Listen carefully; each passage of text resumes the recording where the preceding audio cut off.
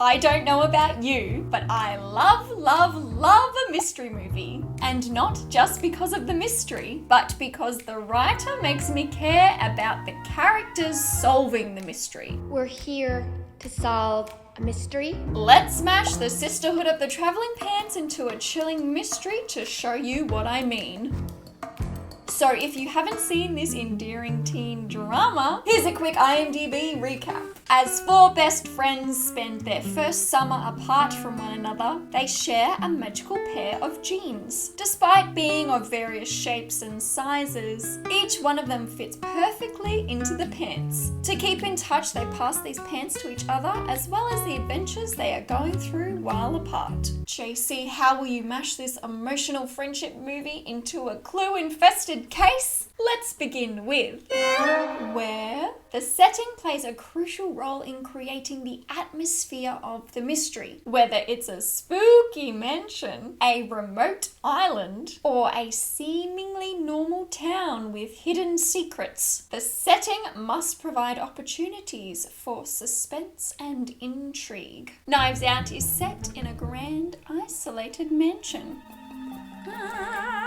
The gothic and dark comedic tone creates that locked room mystery atmosphere, like you're playing Cluedo. Colonel Mustard in a dining room with a lead pipe. And as the investigation unfolds, the mansion becomes almost like a prison for the family, with everyone essentially trapped there under suspicion of murder.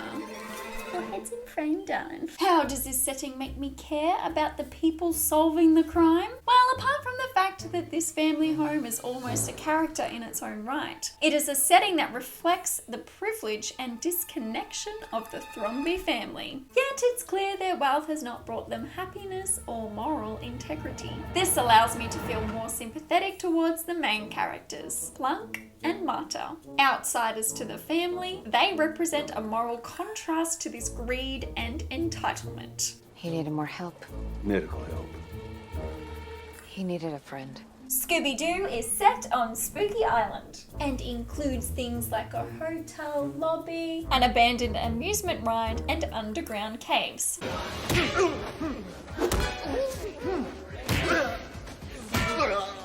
How does this setting make me care about the characters solving the mystery? Well, the theme park setting is key in creating a sense of contrast between fun and responsibility. Scooby and Shaggy are carefree and goofy, and the setting really highlights their more playful, innocent sides, such as their love of food, which endears them to me very much. And all you can eat.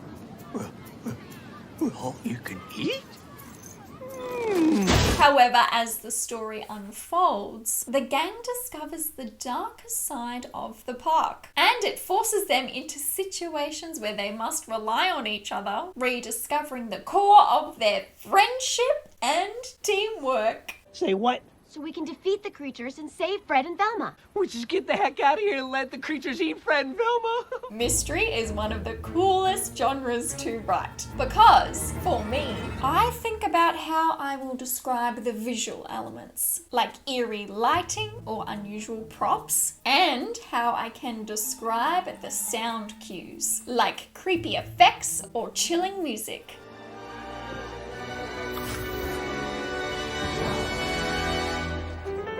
It is so fun to try and heighten the mystery and tension on the page with these things. How fun would it be to write Scooby-Doo, describing the lighting and how it destroys the monsters, or describing the soundtrack while exploring the details on this ancient clue?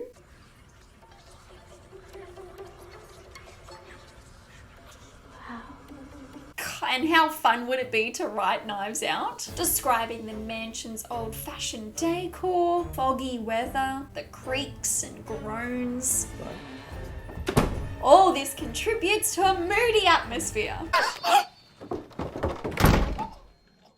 Where should be my spooky setting for the Sisterhood of the Traveling Pants? Side note, I almost didn't share this mash because it's so good. I want to write the screenplay for this. Anyway, setting? I want to play on the original concept of how the friends spend the summer apart, jetting off to different locations. I'd like to take inspiration from Knives Out. The search for answers leads the friends to an old estate that sits on the edge of a charming but mysterious town. When they arrive, each of the girls are mysteriously separated into different time periods. Carmen remains in the present day and finds a hidden dusty library filled with old documents and artifacts. Tibby travels 20 years into the future, where the estate is in ruins after a fire. Lena travels 100 years into the past, where the estate is in full swing, occupied by a charming family. Bridget is neither here nor there, hopping between the 3 different time periods. But she has no control on when she disappears and where she reappears. This way, this setting, particularly the mansion, offers creaking floorboards, secret passages, and old, intricate designs to create a eerie, suspenseful atmosphere. So, how does this setting make me care about the characters solving the mystery? Let's start with Carmen. The dim lighting and shadowy corners of the library make it feel as though every turn could lead to a clue, but also a new emotional revelation, forcing Carmen to confront things about herself that she's been avoiding. What about Tibby? The ruined estate serves as a metaphor for Tibby's fears about the future, about loss, decay, and the passage of time. As she uncovers the remnants of what was, it forces her to confront the fragility of the future. What about Lena? Lena's journey back to the past, to a time where the estate is alive with energy and occupied by a seemingly perfect family, directly challenges her romanticized view of history. The mansion becomes a place of disillusionment for Lena, a dream shattered as she unravels its dark truths. It's hard to say, truths. What about Bridget? Bridget's experience of jumping through the time periods gives her a unique perspective. She's both part of the mystery and an observer of it, making her quest not only about the estate's secrets, but about her search for personal balance. Don't understand that yet? Don't worry, you will. Overall, the estate's mysteries are intrinsically tied to their friendship. Each girl unravels part of the puzzle, but none of them can fully solve it alone. Ask yourself, how can your setting make us care about your characters solving the mystery? Many a mystery movie features a detective, like Knives Out, or Amateur Sleuth, also like Knives Out, or a group of characters with unique skills that aid in solving the mystery, like Scooby-Doo. So who the is that? This is Benoit Blanc. I read your profile in The New Yorker. I found it delightful. You're famous. In Knives Out, Benoit Blanc is a renowned private detective hired to investigate Harlan Thrombey's death. So let's look at some of the qualities that make me invest in him and not just the mystery. You will find me a respectful, quiet, passive observer of the truth. He has a smooth southern drawl and is always well-spoken and polite, even in tense scenes. Excuse me. You're not getting bailed out. Not this time.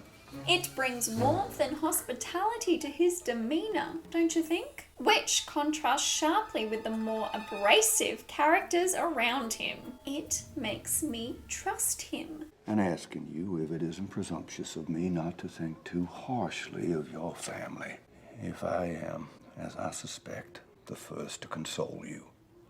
He has an analytical mind, yes, but he's also unorthodox in his approach. You know, the whole family, too, and Joni with her thing, and Walt with his publishing empire. Well, he's done well with what Dad gave him. See how he asked an offbeat question to reveal a deeper truth? Genius. Blanc often knows more than he lets on, only revealing things when necessary. Well, now I will tell you why. It makes him interesting, unpredictable. I observe the facts without biases of the head or heart. I determine the ark's path, stroll leisurely to its terminus, and the truth falls at my feet. Blanc is empathetic. However, he does not let his empathy cloud his judgment. His integrity stands out too, helping him see through the lies of the Thrombey family. These qualities really make me care about him. But what makes me relate to Blanc the most is his sly sense of humor. He does not take himself too seriously. Oh, let me guess. Now, Marta Cabrera is a nurse to Harlan Thrombey, and Blanc drags her into the investigation. She is now an amateur sleuth. I want you to be by my side for it. What? My confidant, my eyes and ears. Hey, wait, Detective, why me? I trust your kind heart.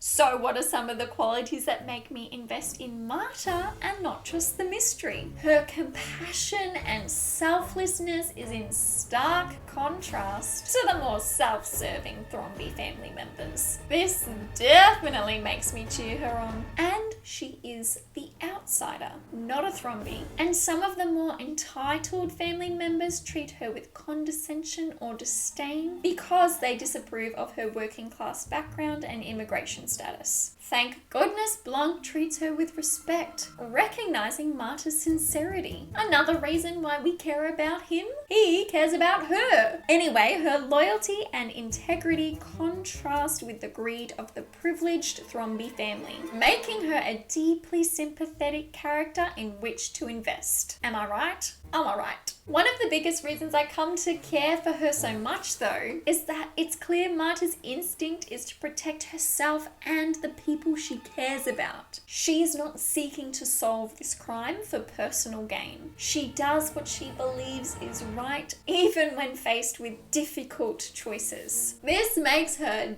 deeply human and deeply relatable. And kudos to the writers. They elevated this quality by giving Marta an external obstacle when it comes to her moral compass. She vomits if she tells a lie. Dear girl, I'm sorry. I assumed you were speaking figuratively. Haha, genius. When it comes to Scooby-Doo, we have the Mystery Inc. gang. You've got to be kidding. No one is stupid enough to believe that. Who's the ugly old brother? Fred, Daphne, Velma, Shaggy, and Scooby-Doo. So what are some of the qualities that make me invest in them and not just the mystery? Let's start with Fred. Let's split up and look for more clues. Daphne, exit through the entrance. Velma and I will enter here through the exit there. And Shaggy and Scooby, do whatever you guys do. Often the tactician, he loves taking charge, organizing the gang's next steps. Handsome, a little vain, and sometimes he comes across as a tad foolish. Look, I'm a man of substance. Dorky chicks like you turn me on too. The most endearing quality, though, is the fact that he can be a bit clueless about the emotions of the rest of the gang. Makes him a little bit more accessible as a character, don't you think? Because he's so beautiful and so silly.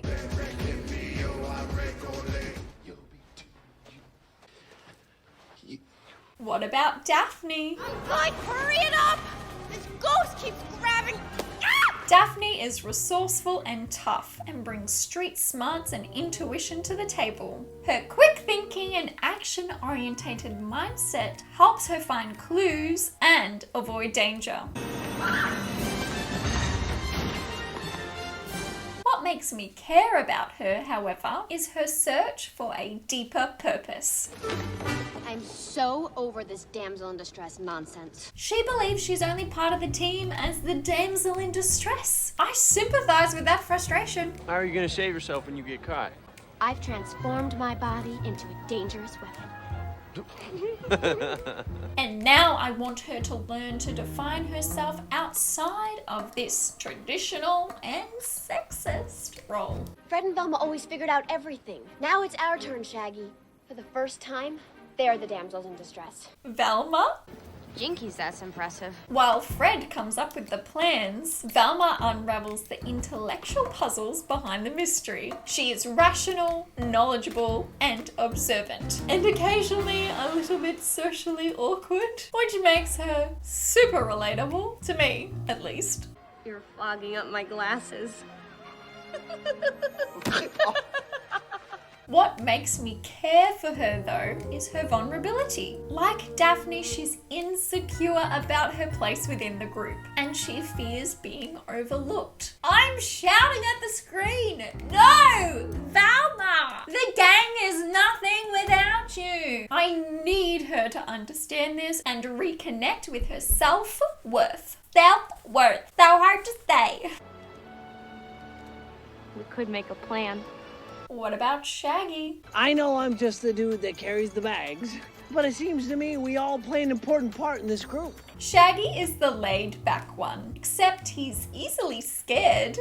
Because castles have paintings with eyes that watch you and suits armor you think's a statue, but there's a guy inside who follows you every time you turn around. However, beneath his scared exterior is why I care for him. He is a loyal friend, and his actions to help his friends more than solve the case are pivotal in the gang's ultimate success. This scene is the perfect example. You want a little piece of the shagster? Feel the pain. Okay. Again. Come on, buddy. Shaggy's courage shines through when Scooby is in peril, and despite his fear, he steps up. Overall, he has a talent for bringing emotional insight into the group dynamic, often the emotional glue when the gang faces interpersonal challenges. Now, who doesn't support a character like that? Don't go. Come on, you guys, don't do this. Do I quit? No, Scoob. Friends don't quit. Last but not least, Scooby-Doo. With hot sauce. Ra-cha-cha-cha. Lovable, goofy, with a voracious appetite for food. Like there's a ghost right behind me, isn't there? Like Shaggy, he is scared of the supernatural threats they face, and often finds himself solving parts of the mystery through sheer accident, or because of his nose for food. Ramburger. Thank you. But I invest in Scooby because his bravery surfaces when Shaggy needs him the most. And best buddies, they trust each other. So let's do what we do best. Let's run out of here. Okay. On the count of let's make it 5.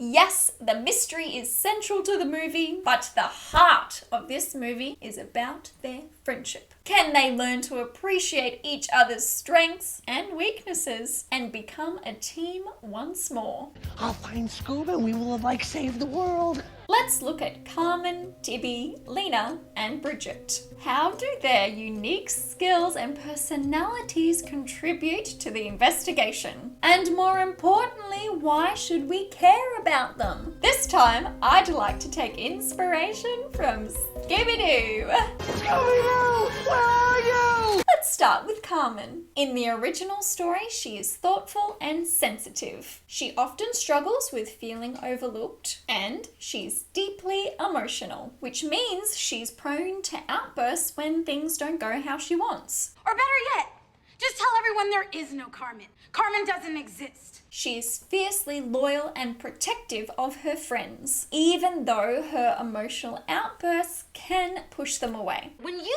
walk around screaming, screw the world, because that's easier than feeling something.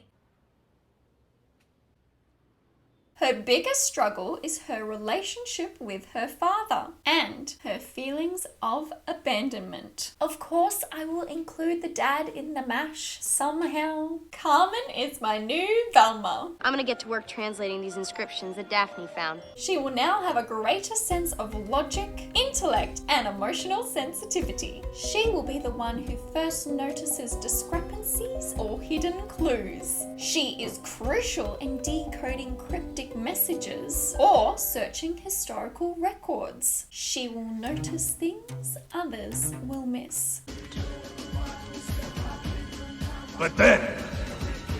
What about Tibby? In the original, she is sarcastic, cynical, and emotionally guarded. The rebel. Her dry humour and no-nonsense attitude can come off as aloof, especially because she views the world with a jaded lens, which sometimes alienates others. Tibby is a deep thinker and grapples with issues of vulnerability. Over the course of the story, Tibby learns to open up as she faces the illness of a new friend. You were right and I was wrong, but I'm wrong about most people, so. Of course, I will include the new friend, Bailey, in the mash somehow. You got a price sticker on your forehead. Sibby is my new Daphne. That makes no sense past JC. Oh wait, it does. Stand back, sir! I'll protect you. While Tibby doesn't quite align with Daphne, she embodies Daphne's complexities. Like Daphne, Tibby is misunderstood. Though Tibby may be sarcastic on the surface, she's fiercely intelligent and has an underlying resilience. So let's increase her quick thinking and action-orientated mindset and have her take risks to uncover clues. Also, I think I want Tibby to nearly die at some point, but she escapes. I don't know how yet, but I can see it. If anyone messes with me, I'll just open a can of 2,000-year-old Chinese whoop-ass on them. Lena. In the original, she is quiet, introspective, and artistic. More reserved than the others, she comes across as shy. She also tends to internalize her feelings, leading her to avoid conflict. And while she may not be as outspoken as the others, her quiet strength and thoughtful demeanor make her the emotional backbone of the Sisterhood. Her journey revolves around the challenges of first love, where she learns to break free from her own self-doubt and be more open with her feelings. Of course, I will include Kostos somewhere in the mash. Don't you worry. Gotta have that good-looking man in this movie. Anyway, Lena is my new Shaggy. No way. Bear with me, I'll explain. Lena and Shaggy share a sensitivity that often gets overshadowed by their more outgoing friends. It's that thing where we all put our hands in, we lift them up, and we go, woohoo! People are watching, Shag.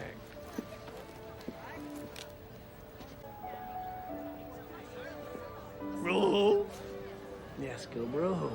They are both soft-spoken and emotionally deep, although they don't always outwardly show it. So we're supposed to be heroes, man. I'm gonna eat myself a Scooby snack, and I'm gonna save my best pal. Lena's artistic side also resonates with Shaggy's creative spirit. You know, his love of food and simple pleasures. So now Lena's actions to help her friends more than solve the case will be pivotal in the gang's success. And last but not least, Bridget. In the original, Bridget is bold, energetic, and often impulsive. She has a strong sense of independence, sometimes to the point of recklessness. Single-minded to the point of recklessness. However, her impulsiveness and sense of adventure push the group to take risks and embrace new experiences. Confident on the outside, she struggles with loneliness and emotional insecurity, particularly in relation to her complicated family history and the death of her mother. She learns to heal from this trauma by relying on her friends. You have something else, Dad. What? You have us. I may include the mother somewhere in the mash. I'm not sure yet. Bridget is my new Fred. Ha! But you never let that stop you before. And if that's not a true hero, then I don't know what is. They align due to their shared leadership qualities, confidence, and adventurous spirit. Fred can be a bit overzealous when solving mysteries, much like Bridget's high-energy, fearless approach to life. So, let's make Bridget the tactician. Her adventurous spirit drives the group to follow leads and confront dangerous situations. I got a plan.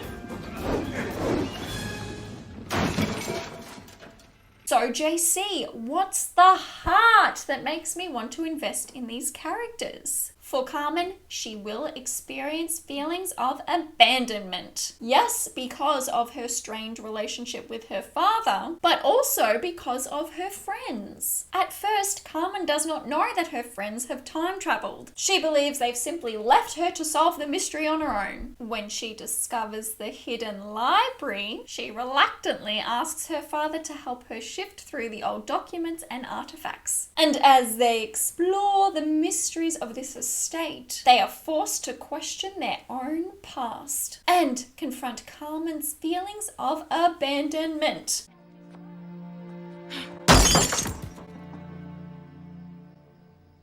Somewhere around the beginning of Act 2, Carmen discovers tattered old photos from 100 years ago. And who might be in those photographs? Lena and Bridget! Her friends didn't abandon her, but how is she to get them back? Now Tibby, she grapples with vulnerability. Yes, because she's misunderstood by others, but even more so when she discovers she's actually 20 years in the future. Tibby really struggles to pretend she's from that time period, and the charming but mysterious town folk label her as weird and ostracize her. Except for one little girl, Bailey. Hi, I think this is yours. They delivered it to my house by mistake. Bailey helps Tibby interrogate the townspeople, and she loosens some interesting information from their lips about the estate and the family who lived there. Over the course of the story, Tibby learns Bailey is sick. This encourages Tibby to open up and be vulnerable, asking who is she without her friends? Oh, I don't know. Somewhere around the midpoint, as Tibby searches the estate for clues on how she can get back to her own time, she discovers the truth. I need to sneeze. The mansion was deliberately set on fire. Dun dun dun! But why? By who? Now Lena, she internalizes her feelings and avoids conflict. But both are impossible to do when she finds herself 100 years in the past. Especially because she falls in love with the oldest son of the family who lives at the estate, Costas. Come, fly with me, Gachinya. At first, the family are suspicious of Lena's sudden arrival. But with her thoughtful demeanour, she wins them over and they invite her to stay. Now she can move more freely around the estate to find clues about why she is there and where her friends are. Throughout the story, she learns to be more open with her feelings, particularly with the oldest son, Kostas. Koskos. Kostas! I'm really struggling to say his name today. At the midpoint, however, Lena finds his mother in her bedroom. Was she murdered? Now Bridget, she struggles with loneliness and emotional insecurity, particularly in relation to the death of her mother. At first, her sense of adventure has her thrive when randomly traveling between the time periods, and when with them, she helps the others take risks in their investigations. It's fun and games for Bridget until the midpoint, when Kostas' mother dies, reminding her of her trauma. You just want to feel good and happy and alive. Now the time traveling reawakens her loneliness. Not knowing when she's going to disappear or reappear is scary. She must learn to rely on her friends to fix this, passing along information so Carmen, Tibby, and Lena each have the full picture. Carmen, I really don't have time. Tib, Bridget needs us. Ask yourself, what's the heart that makes your audience invest in your characters? Huh? We need a mystery. Duh. Something is afoot with this whole affair. At the center of a mystery movie is an engaging puzzle that needs to be solved. This could be a crime, a strange occurrence, or a series of unexplained events. The mystery should be complex enough to challenge your characters and captivate the audience. To do this, Clues will be required to help your characters and the audience piece the mystery together. Think of when the gang investigates the abandoned amusement ride and they discover 2 clues. We think this is a brainwashing facility for an evil cult. Well, maybe this is the secret relic thingy they worship. Side note, the reason these clues feel so earned is that this is the first time the gang has worked somewhat together since breaking up. The central mystery is serving the heart of the story. Can they be friends again? Daphne, you and I... Typical. What? Oh, nothing. I was always picked last for the teens. Remember, the best mysteries make us care about the characters solving them. You get me?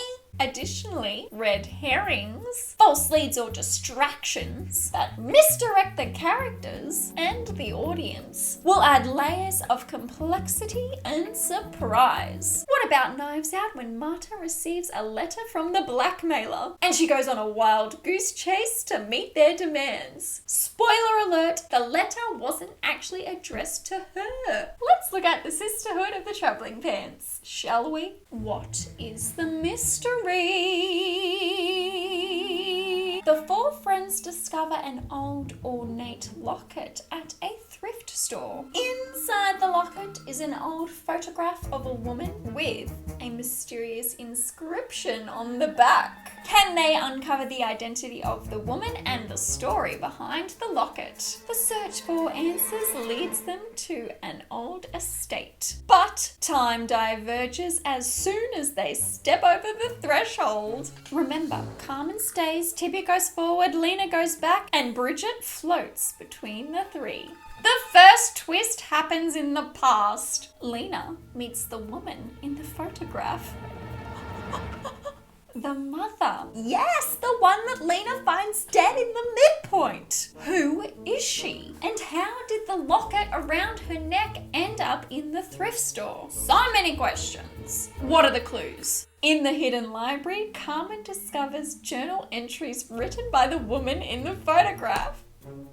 She writes that she is in fear of her life. In the crumbling ashes of the estate, Tibby discovers a hidden compartment in the kitchen with tiny bottles. Poison, maybe. And of course, we already know that Tibby discovers that the estate was deliberately set on fire. And when Lena discovers the woman's dead body, she notices that her locket is missing. Who took it?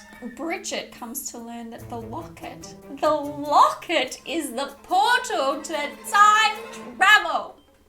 She is the one wearing it after all. That is why she keeps hopping from year to year to year to year to year. Also, in the 3rd act, they learn that, just like the locket, the estate passes from mother to daughter and not father to son. What are the red herrings? Carmen discovers a letter from a mystery woman. Was the husband having an affair? This makes Carmen suspect the husband of foul play. Tibby learns from the townfolk that there's an ongoing family dispute about who owns the estate, which stems back 100 years. Coinkydink? I think not. This makes Tibby suspect a slighted family member. The woman's brother, perhaps? However, this local legend only distracts Tibby. She should be asking, why now would someone burn down the estate? Also, in the past, the family's only daughter initially seems helpful, but later obstructs Lena's investigation. So, Lena believes the daughter has a vested interest in keeping the mystery hidden, but why? And every time Bridget time travels, she hears the voices of women. It makes her believe she will become trapped in the locket like the other women if they do not solve this mystery. What is your mystery? What are your clues? What are your red herrings? Ah! A mystery needs suspense. A mystery needs tension. Why? Well, some audiences live for this thrill, so it's best to deliver. So build suspense by revealing clues gradually. I often play with pacing and cliffhangers too. These are just a few ways to keep your audience guessing. Look at Knives Out for an example of pacing. The interview portion brilliantly drops potential motives for murder for each family member. It does this by cutting between the different suspects, so it's not just one after another after another after another. This sequence also cuts back and forth in time, so we see what actually happened versus what the suspect tells Blanc what happened, rather than watching things play out chronologically. So juicy. Richard said what? No, Jesus, we did not get into it. I'm just trying to get an accurate impression. As for cliffhangers, I like to cut away from dangerous situations or confrontations. This immediately raises the stakes of the mystery. I'm gonna solve this one first. This Scooby-Doo scene is the perfect example of creating a sense of urgency and danger. Now, they can't do the ritual without a pure human soul. Where in the world are they going to get one of those? I didn't say human. Oh boy. Okay, so how can I build tension in the Sisterhood of the Traveling Pants? Carmen. As Carmen reads the woman's journal entries and notices discrepancies, she begins to piece together a timeline of the events leading to the death. The tension builds as Carmen's logical deductions start clashing with her emotional fear. What if she's wrong? What if someone's manipulating them all? Tibby? When Tibby first travels 20 years into the future, she's disorientated. This is a great opportunity to build tension. Tibby doesn't know if she's stuck in this new time, or how to get back, or if she can even trust the people she meets. She's also scared of being caught. She doesn't belong here. And if anyone finds out, things could go horribly wrong. There's nowhere for Tibby to turn for support, except for Bailey. Yet Bailey's health becomes a looming concern that distracts Tibby from the investigation, and the tension grows as Tibby faces a moral dilemma. Can she solve the mystery, uncover the secrets of the estate, and still make sure Bailey gets what she needs before it's too late? Lena's growing attraction to Kostos adds emotional complexity to the mystery. She's torn between her attraction to him and her growing suspicion that something is out of place in his family's past. The tension escalates when she finds the mother dead in her room. Suddenly, Lena's relationship with Kostas becomes more fraught. Is he a suspect? Did his family have something to do with the mystery? Her uncertainty on how to proceed will leave us on the edge. Is she about to make an irreversible mistake? Bridget's unpredictable time travel creates an ongoing source of tension. Each time she jumps between time periods, she learns more about the estate's tragic past. But the danger of becoming trapped in the locket makes every jump feel like a high-stakes gamble. The whispers of the women that Bridget can hear creates an eerie atmosphere. And the more Bridget learns about the past, the more she fears about becoming one of those women. How will you build suspense in your mystery? It's you! The climax of the mystery reveals the solution to the puzzle, or the unmasking of the antagonist. This resolution should tie together all the clues and red herrings from the story. Aftermath is also welcome too, showing how the mystery's resolution impacts the characters or setting. I won't spoil the ending of Knives Out or Scooby-Doo here, don't worry. Instead, let's solve the mystery of My Mash. The four friends piece together the puzzle to reveal the story behind the locket and the woman in the photograph. Let's break down the clues. The woman suspected in her diary that someone wanted her. Why? To steal the time-traveling locket. She was right because the culprit poisoned her and took the locket. This murderer, fearful that Lena was onto them, used the locket to travel forward in time to destroy any evidence that could connect them to the crime. Evidence like the documents inside the hidden library. But they made a mistake. They went too far in time. 20 years too far, just before Tibby's time. Let's break down the red herrings. Yes, the husband was having an affair with another woman, but neither had anything to do with the murder. Yes, there was a family dispute about who owned the estate, and the family tried to hide this fact because its inheritance structure was so unusual for the time. But the brother did not have anything to do with his sisters. This family secret also explains why the only daughter was initially helpful to Lena, but then tried to obstruct the investigation. Lena? I'm not sure anymore. Lena. She is next in line to inherit the estate and the locket, and she was fearful Lena would let slip the true nature of the inheritance, and then the estate would be stolen from the women in the family and given to the men instead. Because that's who Bridget heard every time she time traveled. The generations of women entrusted to take care of the estate and the locket. These women were guiding Bridget and her friends to the clues across time. How cool is that? So, who murdered the woman in the photograph? Custos! Oh my God! He feared that his father would spend his inheritance money to divorce and remarry, so he desired to steal the estate from his sister. At first, he tried to guide Lena into discovering the unique inheritance and how it passed from mother to daughter and not father to son, in hopes he could trick her into revealing this to the appropriate authorities. Then the authorities could force the inheritance to change in his favor. To try and achieve this, he pretended to be involved with Lena, earning her trust. His mother, however, caught on to what he was trying to do.